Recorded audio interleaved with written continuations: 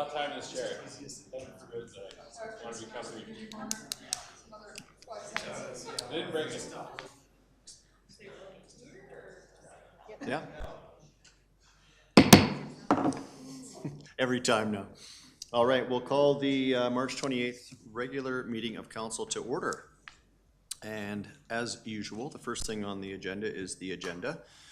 I would ask to add an in-camera item, please. So that would be to adopt the agenda as amended.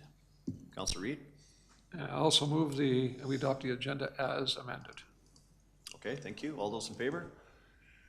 Carried. And the minutes, Councillor Flowers is away ill this evening, so she will not be able to approve the minutes. Thank you, Deputy Mayor Fedeko. All those in favor of the minutes for last meeting? Approved. Let's move into bylaws. We've got two. We just had a public hearing for each. I'll welcome administration back to the podium to walk us through next steps. Thank you. Okay, thank you. Okay. So we're back on the Willows West land use amendment now. Yes. So, thank you for welcoming me back. I will not take you through the entire presentation again. I think you will all appreciate that. So I'm just going to remind you that Bylaw 02-2022 is to seek to redesignate approximately 1.4 acres from business industrial to residential mixed use. And then the 0.4 acres from urban holdings to residential mixed use as the cleanup. No concerns on these changes have been received. The proposed changes align with the higher level policy documents, being the Willows neighborhood plan.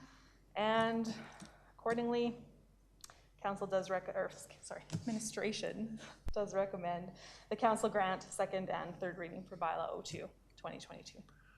All right, thank you for that. Councillor McFadden, you like to put a motion on the floor? Yep, I will move that council gives second reading to Bylaw 02-2022. I have no questions. No questions, no debate. Councillor Wilson. Thank you. Just clarification on my question during the public hearing. I understand the wisdom of why we're moving this from commercial to a residential zoning. Do I understand it's too early for me to ask how many units are being proposed in the residential mixed use, just because we're too zoomed out with our current approvals? Just clarification on that. Yes, so through the chair, we would find out those numbers, whether it go through development permit or subdivision application, but at this point, we do not know that yet. So our options before us here would be to simply approve this zoning or a different zoning, if I understand our process. Approve or deny at this Thank point. you. Yeah. Okay. Okay, that's all. Thanks. Maybe just follow up to Councillor Wilson's question. Whatever the application looks like at subdivision would obviously have to follow the appropriate guidelines set out in the land use bylaw, which for this designation would allow up to a certain maximum number of units. Yeah, so through the chair, there are density ranges for this district. So a maximum density of 65 units per hectare. There is no minimum. And they would have to meet the approved land or the lot sizes as per the land use bylaw. So right. This will dictate what it looks like. And as long as they're under the 65 units per hectare. Yeah. Okay, thank you. I don't see any other questions, Council. I will call the question then. All those in favor of second reading? And that carries. Councillor McFadden, you wish to carry on with third reading? I see your light on, so I'll assume that's a yes. I like your future visioning. Yes, I'll move councils to give third reading to Bylaw 02-2022. Thank you. All those in favor of third reading? And that carries unanimously. Thank you, Ms. Bannock, for that one. I think you're up next as well with Bylaw 10, the Greystone Phase 1A. Yes.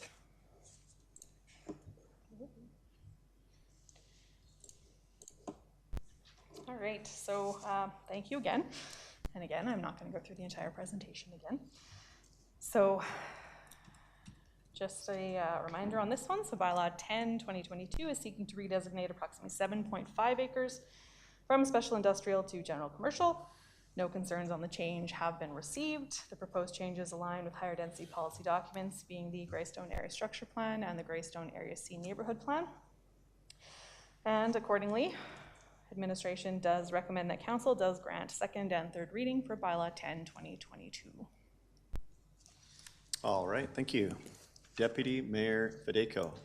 I will move option 1, that council gives second reading to bylaw 10, 2022. I have 0 questions. 0 questions, okay. Council, any debate, questions, comments, concerns? 0 questions, okay. Following the grade 6 presentation of the committee of the whole, no. I just have one comment, just it's exciting to see a land use come forward and some action down in the Greystone area around with some non-residential assessment growth in our community. So it's exciting to see the changes down there and look forward to seeing what is going to be announced hopefully soon and what grocery announcement. Anyways, I'll leave it at that. Anyone else have anything to say? This one, no. I'll call the question then. All those in favor of second reading? Carried. Deputy Mayor? I can continue on to give third reading to bylaw 10, 2022. All those in favor? And that carries. Thank you, Ms. Bannock. Thank you.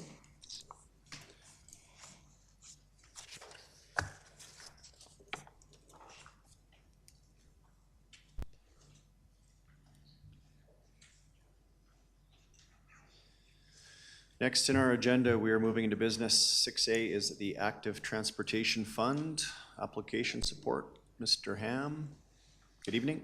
Good evening, Council. The ATF, or the Active Transportation Fund grant, was introduced to Council at the March 21st Committee of the Whole meeting, but I'll take a brief moment just to refresh the conversation. The Active Transportation Fund is a grant currently offered by Infrastructure Canada in support of Canada's National Active Transportation Strategy, which closes March 31st. With the 100% funded stream of the study portion of the grant, we are proposing creating a new multimodal traffic bylaw to replace the traffic bylaw, as well as our bicycle control bylaw. With the 60% funded project stream, we are proposing paving the trails in the Glenbow Park region of town, as well as the Cochrane Ranch to Tri-Schools Connection area of town, as well as some wayfinding signage, maps, and markers. The overall project cost is $1.4 million, with a cost to the community of $550,000 to be funded from MSI. And the projected start date for the projects is spring/summer of 2023. Any questions? There may be. Thank you for your presentation. Councillor McFadden. Yeah, thank you very much. I'm very excited to support the recommended action on this. As a longtime trail advocate, it would be really great if we could leverage this opportunity. My only question, and I think we did get, this could potentially start in 2023. We're applying at the end of the month. Do we have a timeline when they might get back to us since we last talked about this? I did gain some clarification, but truthfully, it would be likely the end of the year. Okay, excellent. Yeah, I have no questions. I'm just extremely hopeful that we can get this project, and I think it'll really make connecting and getting through the community easier for so many people. So excited to support it. All right, thank you for that. Councillor Nagel. I didn't explicitly hear Councillor McFadden make the motion, so if you did not, I shall move the recommended action and will also support it. I'm very happy and excited to see this moving forward. In the election we just had 4 months ago, or 5 months ago, I guess, investing in our parks and pathways was one of the major things that I talked about during that time. So thank you to everybody in the administration who helped get us here, and of course to the volunteers and by Cochrane and other groups. So I'm very excited to move this forward. Thanks.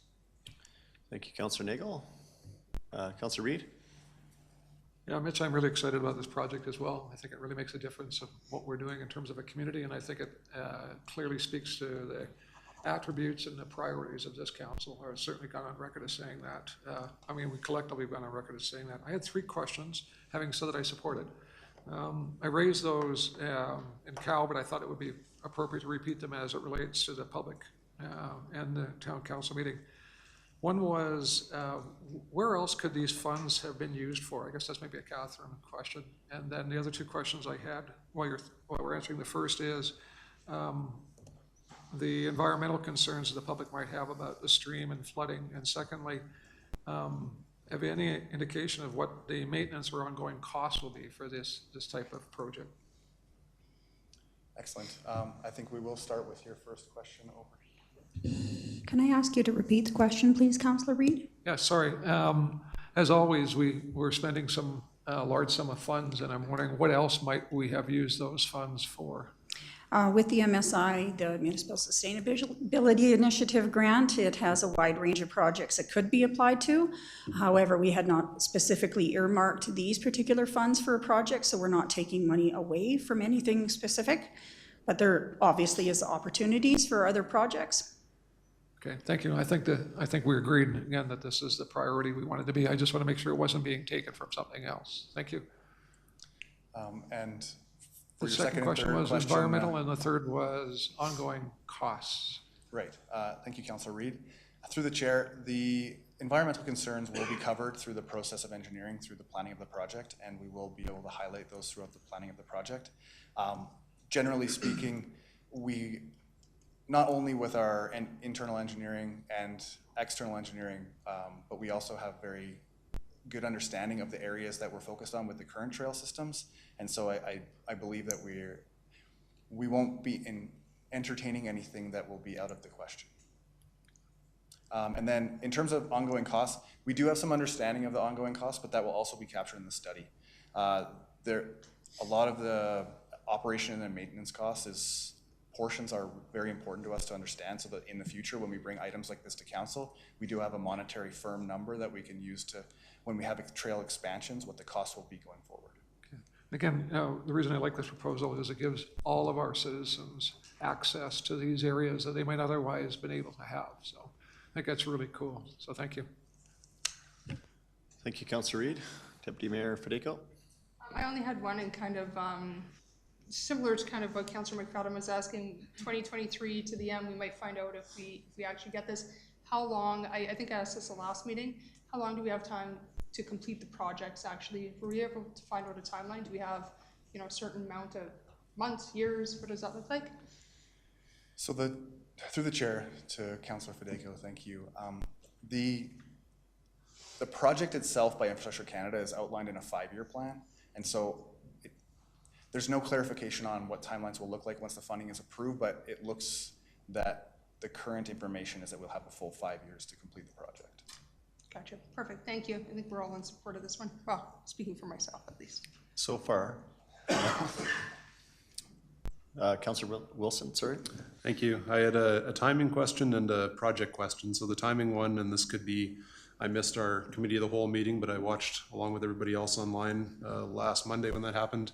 As far as the timing goes, this project is supposed to be 100% grant funded, and so I'm not quite sure, why are we approving the MSI funds right now when the planning portion is 100% approved? I just don't understand the timing of that. I would assume the planning would come first, and then we'd look at the funds, or am I not understanding the project completely? No, thank you, Councillor Wilson. Through the chair, what we're looking for is the approved funds for the project portion. The studies portion is for the traffic bylaw update, and will the main focus of it will be on the community standards around trails, pathways, and multimodal traffic. Whereas the project portion will be the projects outlined in the package. So the 60% will be funded by the grant, the Active Transportation Fund grant, and then 40% will be funded through MSI. So we're just seeking approval for the funds to go forward with the project. Okay, thank you. And when we were looking through the presentation, if we could go to page, I don't know what page it is. It's where it shows with the pathway, where the pathway is being paved in red. A couple slides back or down. Yeah, right there. Yeah. Yeah, it looks to me like there's no new pathways being built here. This is just paving existing pathways, which would connect Sunset residents all the way down to Riverfront Park. Is that the scope, the project scope, to understand? You have captured that, Councillor Wilson. The only addition would be the switchback from the tri-schools down to the ranch. Ah, right, okay. Excellent, well, it's very exciting. I'm certainly, I'm excited to hear what more will come when we get into the actual, past the planning phases, and to hear if, when we're talking about operational costs, if this will be year-round maintained so that we have pathways that are functioning in the wintertime as well. It'll be interesting to hear all that, but at the stage we're at right now, very exciting and has my support. Thank you. Okay, thank you, Councillor Wilson. Back to you, Councillor Nagel. Yeah, just a question. If this is approved, would this turn the remainder of all red shale paths in Cochrane to pavement? I'm trying to think. There's no other red shale paths, are there? This would be the end of red shale. Thank you for the question, Councillor Nagel. Through the chair, I'm going to look at Ms. Lowe. Good evening. We do believe that this is the last of the red shale. The other portion that ran along the edge of the river, I believe, was part of the recovery from the floods in 2009, 2013. So this is the last remaining largest section of unpaved pathway. Okay, perfect. Thanks. Councillor McFadden? Yeah, thank you. It's one of those times when I wish I had like a pointer because I don't know how I'm going to explain what my question is. But, so in the Glenbow section of the path, down, good, right there. So it heads east to connect over with the crosswalk, and I think that, but I believe the trail, and somebody might know it better than I do, at that point actually wanders north, and doesn't it actually collect in alignment with that trail north-south? So why wouldn't we pave that? Or can I ask that question later? Through the chair to Councillor McFadden, I believe this will be established in the engineering phase of the planning of the project, that we would be able to close the gap on a situation like this. This is just an overview for council. Okay, it just seems like everything else seemed to be mapped out fairly well. So Totally anyhow, thank you for that, and we can clarify that later, so thank you. But what we're hearing is the overall plan is to address all of those things in the study. In the engineering of the project Yeah. plan. Okay. Thank you for that. Councillor Wilson? But Councillor Nagel gave me one more talking point, which I did want to bring up here, and that was the red shale portion of this disappearing. I know, at least on side conversations, we've heard that that's not a sustainable material going forward, that it's expensive to replace, that it doesn't allow us to pave the pathway in the wintertime. I was just hoping maybe we could touch on that quickly too. It's kind of an iconic Cochrane piece. That red shale path has been something that anybody that's been here for a long time has grown up with, and I know there's a lot of people that are sad to see it go. I was just hoping we could speak to the wisdom of why we are getting rid of it and why this is exciting, because it's not completely obvious, I suppose. Excellent. Thank you, Councillor Wilson. Through the chair, as discussed in the committee of the whole meeting, I think it's untenable to maintain the red shale at its cost and at the current rate that we lose it and tend to replace it each year. Mr. Derricott spoke to it last week in the committee of the whole, and I've recently kind of spoke with my team about it, and it is a challenge, is a great challenge, and in many cases, we're not even fulfilling our need to fill in the red shale with our current supplier. So this leaves us an opportunity to look at many of our drainage issues along the pathways and correct a lot of those issues with accessibility for our disabled community and focus on where we're going to next and moving forward. If I may add to that, thank you, Mr. Ham, as well. We did have just, you mentioned, Councillor Wilson, some kind of conversation springing from this dialogue that happened at the committee of the whole meeting. Is I think there's an opportunity to capture the historic and kind of cultural component of the red shale paths through trail markers or trail naming or those types of things. And so those are pieces that we'll consider in terms of capturing that, the iconic nature of the red shale paths, and as part of our, historic recognition of how important this connection point has been, and combining that, I think, with this work, which is to bring that connectivity forward into the, most accessible place. I think that those intents can both be captured as part of this process. Great, yeah, thank you. It also was made evident to me when I heard that we don't have year-round usage with the red shale, and the thought that maybe this could become something that people can use in December and January, and not just the nice months that we actually get in Cochrane, Alberta, is an exciting thing for me. I had one other just insider baseball question as I look at the map here, and that's that if we look at where the line ends, as close as it can get to that 1A22 intersection, so up at the top left part right there, yeah. If we were to draw south right now, it flanks Glendale Way, and that's also Red Shale Path currently, and it's not listed on the map. Do we lose that as part of the highway project, or I'm just wondering what happens to that portion of Red Shale there? Thank you through the chair. That's currently unclear, which is why it has been left off the project, and so that will become more clear as we work with Alberta Transportation and internally. Okay, great. Thanks for the presentation. I support the idea. It's very exciting. Very exciting things coming to our pathway systems in town. Thank you for everything.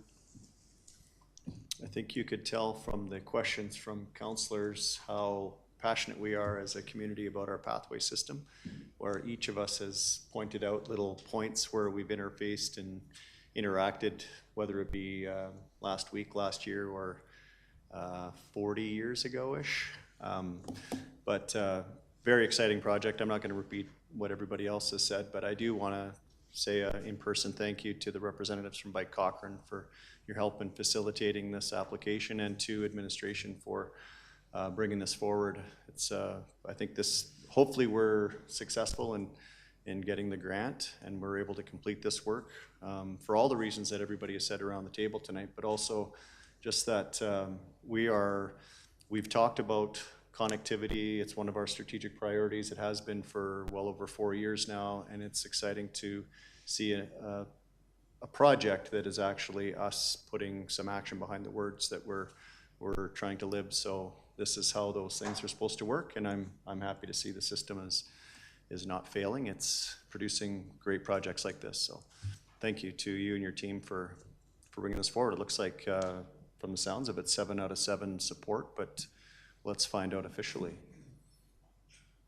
I don't see any other questions, so I'll call the question. All those in favor?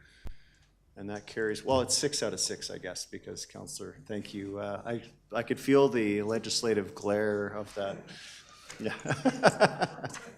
Thank you, Mr. Ham. That concludes the business section of our agenda tonight.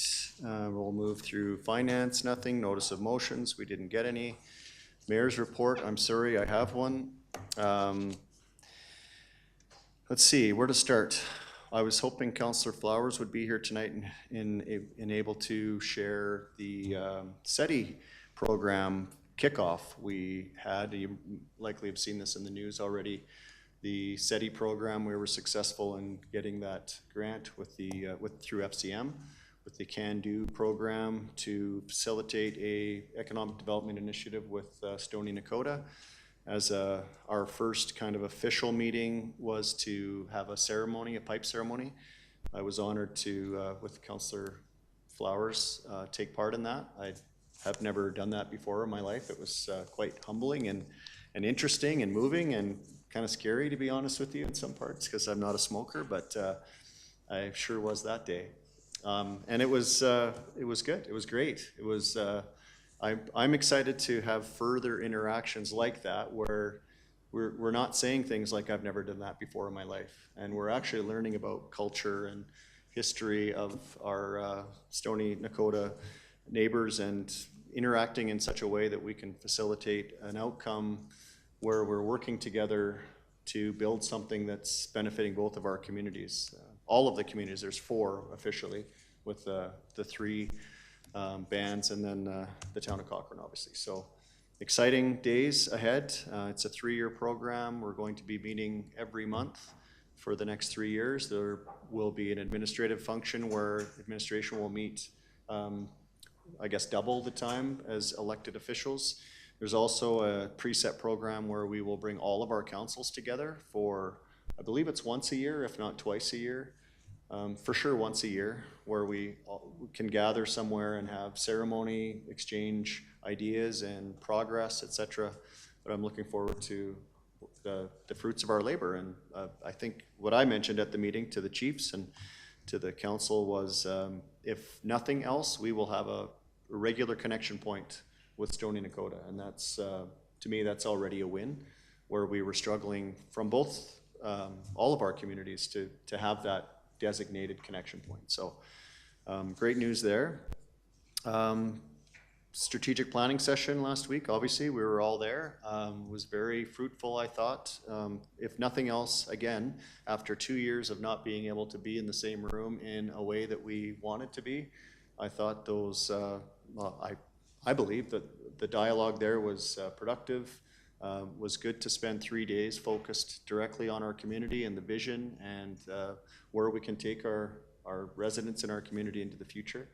And excited to see how we solidify and come out with a document that captures everything that we talked about last week. And now, today, I had a meeting with the Minister of Municipal Affairs. It was an in-person meeting at the McDougall Center in Calgary, where Minister McIver gave us his answer on the growth plan.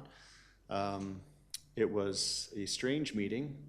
Some of the participants were virtual, some were in person, but he basically gave us his rendition of what the plan, in his view, should look like. It's not a final draft, which was a little bit disappointing, but also, I guess, left the door open a crack for us to have some input until April 15th. Basically, it was just some shifts in some of the areas that, particularly in regards to the rurals. And I'll leave it at that because we'll have an internal dialogue. We haven't even really had a chance to break down exactly what it means, but the most significant announcement that I could make from that meeting was that he changed the membership and removed Strathmore and Wheatland County from the CMRB. So as of March 31st, it will be 8 of us and not 10. There was not a lot of dialogue. There was room for that, but really we were all just sitting there with our jaws open going, okay, what next? So we have a few weeks to get back to the minister on everything else. He did say that his decision on the membership was final and that no other communities would be contemplated to be removed after today. So in my view, I guess, having had a couple hours to kind of percolate through and distill this down in my own brain, I think that overall this was a positive. The minister gave us his support that the plan is going to be in place, that there will be a plan, because we were worried about that. He's also said that the CMRB will continue to be funded through the province and that we have to remain together. So his endorsement of us working together as a region was positive. And to be honest, I think removing Strathmore and Wheatland probably makes our board more, what's the word? It's going to be stronger, I think, because they didn't want to be in from the beginning, not because they didn't think regional planning was a good idea, but the capacity of the size of their communities didn't lend them to be at the table in a way that they really wanted to be, just from a resource allocation point of view. So that kind of dialogue being removed, and the 8 of us now that are really focused on regional, impacts and the really kind of contemplating the future growth of the Calgary region. Strathmore and Wheatland were kind of way out there and not as impacted. So that has been quite the whirlwind of the last couple of weeks, but those are the highlights. Councillor Nagel? The library hired a new executive director. I believe that the lady moved from Didsbury, if my memory serves me correctly, but what I am certain of is she was very qualified, very pleasant, and she chose to move down here to work at the Cochrane Library, and the library board would like to host an event where all of council comes down there to meet her and talk about the vision for the library. They're going to be sending out invites. I told them later this spring would be ideal, like late May or early June is the date I think they're going to be looking at. So watch for the invite. I said Thursday evenings as well, I think would be best. Because I just try to think of everybody's committee appointments and commitments. And that's it. Exciting news out of the library. Yep. Thank you. Anyone else with a report? We were pretty much all together for the entire week last week, so. All right, no other council reports. We do have an in-camera session tonight. I need a motion to go in camera. Councillor Reid? Also move. All those in favor? Carried. We'll take a 5-minute recess. Let the feed and we'll just stay in this room. Thank you, Mayor. Actually, I think I would suggest that we can dismiss the rest of